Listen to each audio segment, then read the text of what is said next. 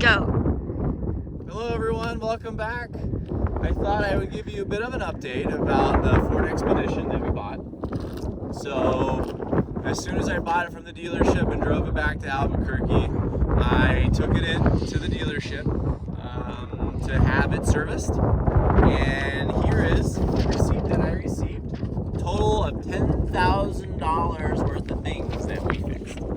So, I got a new seat cushion.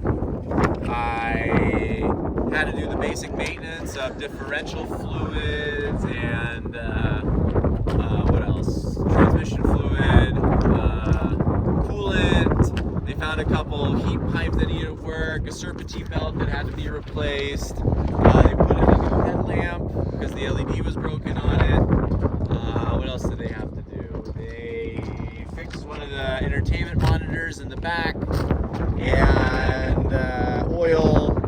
They had to check. The tires are vibrating in a weird way at 80 miles an hour.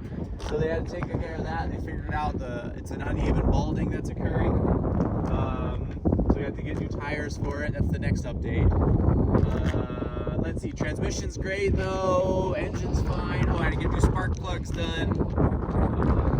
Let's see. Air conditioning had to be recharged. That was another bill.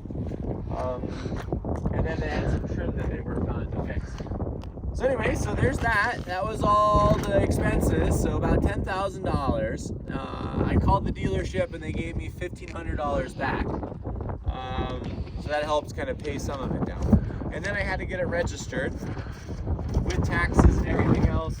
I'm looking at about $1,400. So this vehicle, I think now has a license plate. We're gonna get new tires on it. That will be our next update.